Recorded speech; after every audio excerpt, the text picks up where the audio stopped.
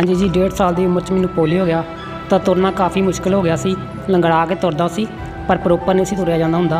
फिर अपना पढ़ाई शुरू हुई। पढ़ते पढ़ते 8वीं जमात फिर मैनू चोट लगी। जिस लत्त दे सहारे ज़्यादा तुरदा सी उस लत्त ते चोट लगी। उस तो बाद फिर मेरे को तुरया नहीं गया। हर पासों बहुत सलाहिया जाता सी क्योंकि पढ़ाई विच भी मैं हुशियार सां ते बाकी कामां विच भी सारे में चलो परमात्मा ने चंगा दिमाग बख्शिया सी।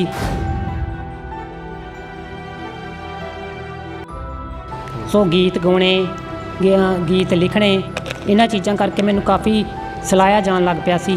ते वो बस कह लो कि वो उत्साह सी लोगों का विखाया कि वो प्रेरणा बनता गया मेरे वास्ते।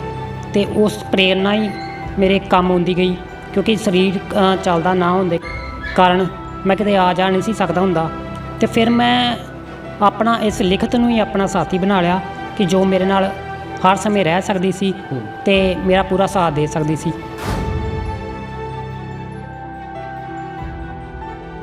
बुक दे विच टोहे आ कि जिन्हां नाल समाजिक सेध मिले एक ते महारानी माँ जो कि ये मेन टाइटल भी आ वो कहानी उस हर पुत्तर दी आ और इस बच्चे दी आ वो धी दी आ जो अपने माँ प्यो लिए करना तो बहुत कुछ चाहते हैं पर मजबूरियां करके जां हालातां करके जां शरीरक कमियां करके नहीं कर पाते।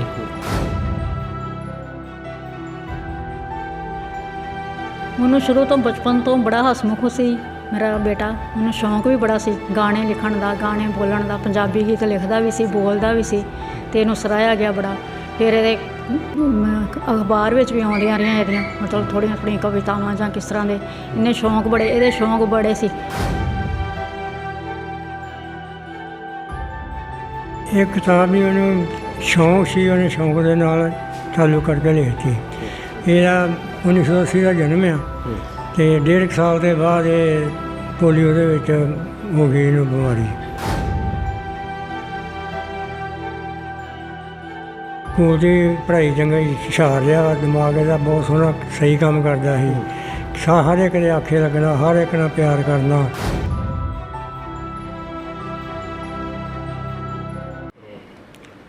ਜਿਹੜੇ ਲੋਕ ਜ਼ਿੰਦਗੀ 'ਚ ਹਾਰ ਮੰਨ ਜਾਂਦੇ ਨੇ ਉਹਨਾਂ ਵਾਸਤੇ ਮਿਸਾਲ ਬਣਿਆ ਇੱਕ ਅੰਮ੍ਰਿਤਸਰ ਦਾ ਨੌਜਵਾਨ ਰਾਜਪਾਲ ਹੰਸ।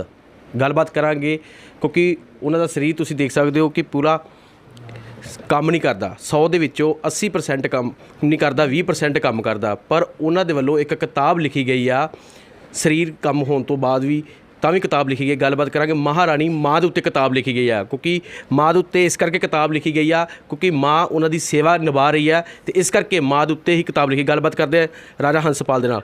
ਰਾਜਾ ਹੰਸਪਾਲ ਜੀ 1.5 ਸਾਲ ਦੀ ਉਮਰ ਦੇ ਵਿੱਚ ਤੁਹਾਨੂੰ ਪੋਲੀਓ ਹੋ ਗਿਆ ਸੀ, ਕੀ ਪੂਰੀ ਹੈ? हाँ जी 1.5 साल की उम्र मैंने पोलियो हो गया तो तुरना काफ़ी मुश्किल हो गया सी। लंगड़ा के तुरदा सी पर प्रॉपर नहीं सी तुरया जांदा हुंदा। फिर अपना पढ़ाई शुरू हुई। पढ़ते पढ़ते 8वीं जमात फिर मैनू चोट लगी। जिस लत्त दे सहारे ज़्यादा तुरदा सी उस लत्त ते चोट लगी। उस तो बाद फिर मेरे को तुरया नहीं गया, बिल्कुल तुरना असमर्थ हो गया तो मैनू व्हील चेयर ते ही अपना फिर जीवन बाकी दा बतीत करना पिया। ਕਿੱਦਾਂ ਜ਼ਿੰਦਗੀ ਦਾ ਸਫ਼ਰ ਕਿੱਦਾਂ ਸਟਾਰਟ ਹੋਇਆ ਮੁੜ ਕੇ ਉਸ ਤੋਂ ਬਾਅਦ ਕਿ ਕਿਉਂਕਿ ਸਰੀਰ ਸਾਰਾ ਕੰਮ ਕਰਨਾ ਬੰਦ ਹੋ ਗਿਆ। ਤੁਹਾਡੇ ਵੱਲੋਂ ਇੱਕ ਕਿਤਾਬ ਵੀ ਲਿਖੀ ਗਈ ਆ, ਯਾਰਾਂ ਦੋਸਤਾਂ ਦੇ ਵਿੱਚ ਵੀ ਤੁਸੀਂ ਬਹਿੰਦੇ ਰਹੇ। ਸਕੂਲ ਦੇ ਵਿੱਚ ਕਿੱਦਾਂ ਹੁੰਦਾ? हाँ जी स्कूल दे विच जिवें हर पासों बहुत सलाहिया जाता सी क्योंकि पढ़ाई विच भी मैं हुशियार सां ते बाकी कामां विच भी सारे में चलो परमात्मा ने चंगा दिमाग बख्शिया सी। सो गीत गाने गीत लिखने इन्हां चीज़ां करके मैनू काफ़ी सलाहिया जान लग पिया सी। ते वो बस कह लो कि वो उत्साह सी लोगों का विखाया कि वो प्रेरणा बनता गया मेरे वास्ते। ते उस प्रेरणा ही मेरे काम आउंदी गई क्योंकि शरीर चलदा ना होने कारण मैं किते आ जा नहीं सी सकदा हुंदा। ते फिर मैं अपना इस लिखत नूं ही अपना साथी बना लिया कि जो मेरे नाल हर समय रह सकदी सी ते मेरा पूरा साथ दे सकदी सी ते मैं ध्यान भी मेरे दुख तो परे हटा सकदी सी। सो मैं लिखना शुरू किया जी। फिर ਪਰ ਤੁਹਾਡੇ ਮਨ 'ਚ ਕਿੱਦਾਂ ਪਹਿਲਾਂ ਵੀ ਲਿਖਦੇ ਰਹੇ ਹੋ ਤੇ ਜਾਂ ਹੁਣ ਸਟਾਰਟ ਕੀਤਾ ਤੁਸੀਂ ਫੋਨ 'ਤੇ ਲਿਖਣਾ ਕਿਉਂਕਿ ਹੱਥ 'ਤੇ ਤੁਹਾਡਾ ਕੰਮ ਨਹੀਂ ਕਰਦਾ, ਫੋਨ 'ਤੇ ਲਿਖਦੇ ਰਹੇ ਹੋ? ਹਾਂ ਨਹੀਂ ਜੀ ਜਦੋਂ ਮੈਂ ਦੱਸਿਆ ਕਿ ਜਿਵੇਂ ਪਹਿਲਾਂ ਮੈਂ ਤੁਰ ਵੀ ਲੈਂਦਾ ਸੀ ਥੋੜ੍ਹਾ ਲੰਗੜਾ ਕੇ ਉਦੋਂ ਤੋਂ ਹੀ ਮੈਨੂੰ 8ਵੀਂ ਜਮਾਤ ਵਿੱਚ ਹੀ ਥੋੜ੍ਹਾ ਲਿਖਣ ਦਾ ਸ਼ੌਂਕ ਪਿਆ ਸੀ। 2 ਲਾਈਨਾਂ ਲਿਖਣੀਆਂ ਫਿਰ ਸ਼ੇਅਰ ਲਿਖਣੇ ਫਿਰ ਹੌਲੀ ਹੌਲੀ ਗੀਤ ਪੰਜਾਬੀ ਲਿਖਣ ਲੱਗ ਪਿਆ ਪੰਜਾਬੀ ਗੀਤ ਤੇ ਬਸ ਹਾਂਜੀ ਤੇ ਉਹਦੇ ਨਾਲ ਫਿਰ ਮੇਰਾ ਲਿਖਣ ਵੱਲ ਧਿਆਨ ਹੋ ਗਿਆ। ਪਰ ਕਿਉਂਕਿ ਗੀਤਾਂ ਵਿੱਚ ਮੈਨੂੰ ਬਹੁਤੀ ਸਫਲਤਾ ਨਹੀਂ ਮਿਲੀ ਕਿਉਂਕਿ ਗੀਤ ਦੇਣ ਵਾਸਤੇ ਸਿੰਗਰਾਂ ਦੇ ਕੋਲ ਜਾਣਾ ਪੈਂਦਾ ਸੀ ਤੇ ਆਉਣਾ ਜਾਣਾ ਤਾਂ ਮੇਰੇ ਵਾਸਤੇ ਇੰਪੋਸੀਬਲ ਸੀ। ਸੋ ਫਿਰ ਮੇਰੇ ਇੱਕ ਦੋਸਤ ਨੇ ਮੈਨੂੰ ਇਸ ਪਾਸੇ ਪ੍ਰੇਰਿਤ ਕੀਤਾ। ਉਹ ਆਪ ਵੀ ਲੇਖਕ ਸੀ ਬਹੁਤ ਤਗੜੇ, ਇਕਬਾਲ ਸਿੰਘ ਪੱਟੀ। ਉਹਨਾਂ ਨੇ ਕਿਹਾ ਕਿ ਤੁਸੀਂ ਇਸ ਪਾਸੇ ਲਿਖੋ ਤੇ ਉਹਨਾਂ ਨੇ ਫਿਰ ਮੇਰੇ ਅਖਬਾਰਾਂ ਵਿੱਚ ਇਸ਼ਤਿਹਾਰ ਛਪਵਾਏ। ਬਹੁਤ ਉਸ ਚੀਜ਼ ਨੂੰ ਬਹੁਤ ਲੋਕਾਂ ਨੇ ਪਸੰਦ ਕੀਤਾ, ਬੜੇ ਫੋਨ ਆਏ। ਫਿਰ ਮੈਂ ਇੱਧਰ ਵਾਲੇ ਪਾਸੇ ਲਿਖਣਾ ਸ਼ੁਰੂ ਕੀਤਾ, ਵੀ ਕਵਿਤਾਵਾਂ, ਕਹਾਣੀਆਂ।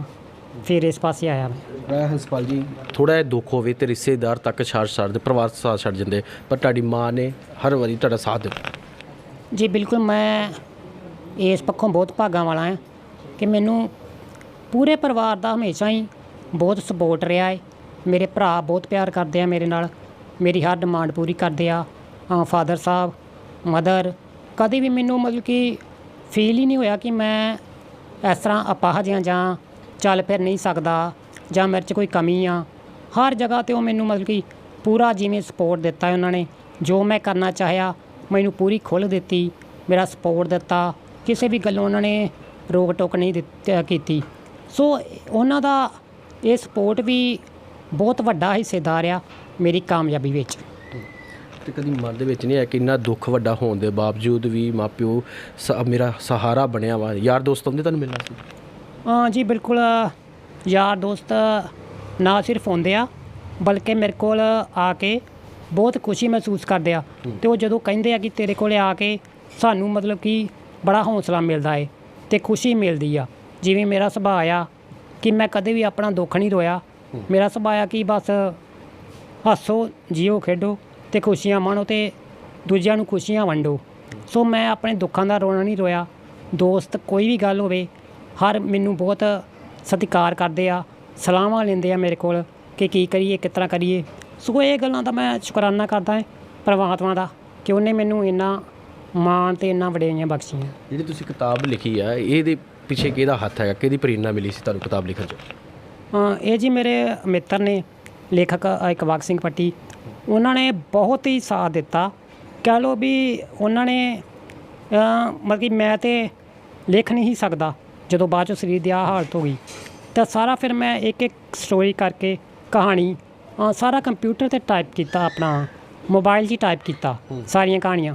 ਪਰ ਫਿਰ ਇਹਨੂੰ ਸਾਰੀਆਂ ਨੂੰ ਦੁਬਾਰਾ ਕੰਪਿਊਟਰ 'ਤੇ ਟਾਈਪ ਕਰਨਾ, ਫਿਰ ਪ੍ਰੂਫ ਰੀਡਿੰਗ ਕਰਨੀ, A to Z ਸਾਰਾ ਉਹਨਾਂ ਨੇ ਆਪ ਮਿਹਨਤ ਕਰਕੇ ਅਤੇ ਤਾਂ ਇਹ ਜੋ ਇੱਕ ਬਹੁਤ ਹੀ ਮੁਸ਼ਕਿਲ ਕਾਜ ਸੀ ਉਹਨਾਂ ਨੇ ਇਸ ਨੂੰ ਸਫਲ ਬਣਾਇਆ। ਇਸ ਕਿਤਾਬ ਦੇ ਵਿੱਚ ਕਿ ਜ਼ਿੰਦਗੀ ਦਾ ਸਾਰਾ ਇਤਿਹਾਸ ਲਿਖਿਆ ਗਿਆ ਕਿ ਜੋ ਲੋਕਾਂ ਦੇ ਨਾਲ ਹੋਇਆ ਵਾ ਜਾਂ ਹੋਣ ਵਾਲਾ ਵਾ, ਉਹ ਸਾਰਾ ਕੁਝ ਲਿਖਿਆ ਗਿਆ ਕਿਉਂਕਿ ਦੁੱਖ ਬਹੁਤ ਵੱਡਾ, ਇਸ ਕਰਕੇ ਤੁਹਾਡੇ ਤੋਂ ਦੁੱਖ ਹੈਗਾ। ਉਸ ਸਾਹਸ ਦੇ ਨਾਲ ਸਾਰੀ ਕਿਤਾਬ ਲਿਖੀ ਗਈ। ਜੀ ਇਹ ਸਮਾਜਿਕ ਵਿਸ਼ੇ 'ਤੇ ਜੇ ਮੈਂ ਕਹਾਂ ਤਾਂ ਉਸ ਜ਼ਿਆਦਾ ਇਹਦੇ ਵਿੱਚ ਸਟੋਰੀਆਂ ਨੇ।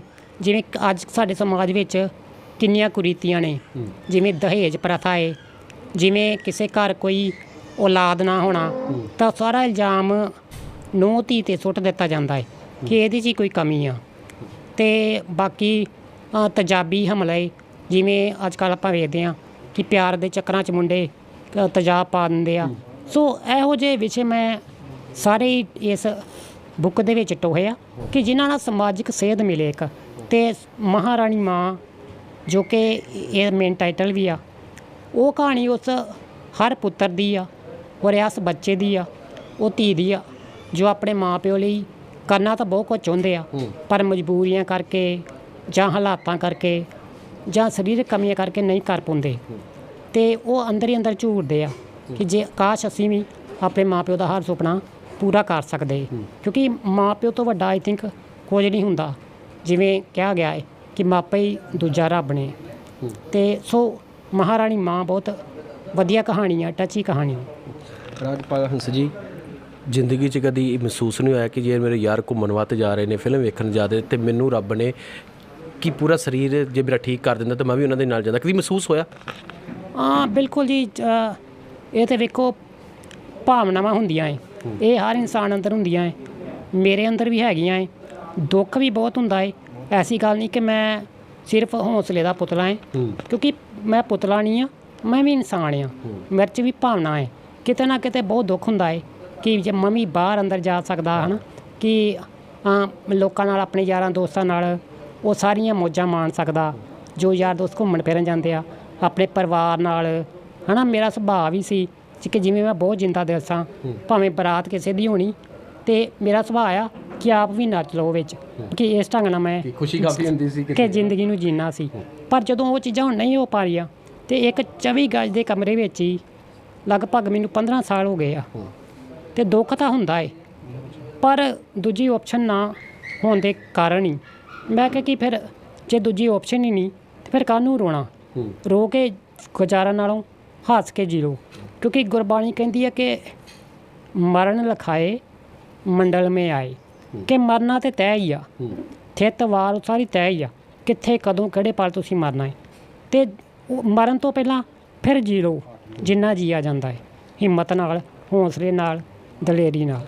ਕਹਿ ਸਕਦੇ ਹਾਂ ਕਿ ਬੰਦ ਕਮਰੇ ਦੇ ਵਿੱਚ ਹੀ ਮਾਂ ਦੇ ਉੱਤੇ ਕਿਤਾਬ ਲਿਖੀ ਗਈ, ਉਹ ਨੌਜਵਾਨਾਂ ਨੂੰ ਨਸੀਹਤ ਮਿਲ ਗਈ ਜਿਹੜੇ ਹਾਰ ਮੰਨ ਜਾਂਦੇ ਨੇ ਕਿ ਸਾਨੂੰ ਨੌਕਰੀਆਂ ਨਹੀਂ ਹੈ, ਅਸੀਂ ਕੰਮ ਨਹੀਂ ਕਰ ਸਕਦੇ ਹਾਂ। ਉਹਨਾਂ ਨੌਜਵਾਨਾਂ ਨੂੰ ਕੀ ਮੈਸੇਜ ਦੇਣਾ ਚਾਹੁੰਦੇ ਹੋ? ਬਿਲਕੁਲ ਜੀ, ਅੱਜ ਜਿਵੇਂ ਆਪਾਂ ਸੋਸ਼ਲ ਮੀਡੀਆ 'ਤੇ ਵੀ ਵੇਖਦੇ ਹਾਂ, ਸਾਡੀ ਨੌਜਵਾਨੀ ਇੱਕ ਵੱਖਰੇ ਜਿਹੇ ਟਰੈਕ 'ਤੇ ਤੁਰ ਪਈ ਹੋਈ ਆ ਕਿ ਜਿੱਥੇ ਉਹਨਾਂ ਦਾ ਕੁਛ ਨਾ ਜ਼ਿੰਦਗੀ ਸਾਰਥਕ ਨਹੀਂ ਹੋ ਪਾ ਰਹੀ।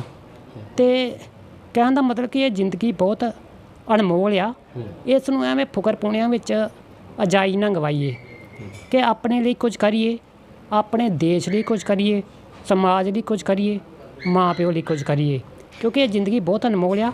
ਇਹ ਜ਼ਿੰਦਗੀ ਦੀ ਅਹਿਮੀਅਤ ਉਹਨੂੰ ਹੀ ਪਤਾ ਹੈ ਜਿਹਦੇ ਕੋਲ ਜ਼ਿੰਦਗੀ ਹੈ ਨਹੀਂ, ਜਾਂ ਕਹਿ ਲਓ ਕਿ ਜ਼ਿੰਦਗੀ ਤਾਂ ਹੈਗੀ ਆ ਪਰ ਉਹ ਜੀ ਨਹੀਂ ਸਕਦਾ। ਬਿਲਕੁਲ ਜੀ, ਇਹ ਰਾਜ ਹੰਸਪਾਲ ਆ, ਉਹਨਾਂ ਦੇ ਵੱਲੋਂ ਇੱਕ ਕਿਤਾਬ ਲਿਖੀ ਗਈ ਮਹਾਰਾਣੀ ਮਾਂ ਦੇ ਉੱਪਰ, ਕਿਉਂਕਿ ਮਾਂ ਹੀ ਸਭ ਕੁਝ ਕਰ ਰਹੀ ਹੈ, ਮਾਂ ਹੀ ਸਾਂਭ ਰਹੀ ਹੈ। ਮਾਂ ਦੇ ਨਾਲ ਵੀ ਅਸੀਂ ਗੱਲਬਾਤ ਕਰਾਂਗੇ। ਰਾਜਪਾਲ ਹੰਸ ਦੀ ਮਾਤਾ ਜੀ ਸਾਡੇ ਨਾਲ ਹੈ, ਉਹਨਾਂ ਨਾਲ ਗੱਲਬਾਤ ਕਰਦੇ ਹਾਂ ਕਿ ਜੀਵਨ ਦੇ ਵਿੱਚ ਕਿੱਦਾਂ ਮਾਤਾ ਜੀ ਕਿੱਦਾਂ ਲੱਗਾ ਕਿ ਪੁੱਤਰ ਸਰੀਰ ਤੋਂ ਥੋੜ੍ਹਾ ਹੋ ਗਿਆ, ਪਰ ਕਿਤਾਬ ਲਿਖੀ ਗਈ ਮਾਂ ਦੇ ਉੱਪਰ ਹੀ, 100 ਦੇ ਵਿੱਚੋਂ 80% ਜਿਹੜਾ ਸਰੀਰ ਕੰਮ ਨਹੀਂ ਕਰ ਰਿਹਾ, ਕਿੱਦਾਂ ਦਾ ਲੱਗਾ?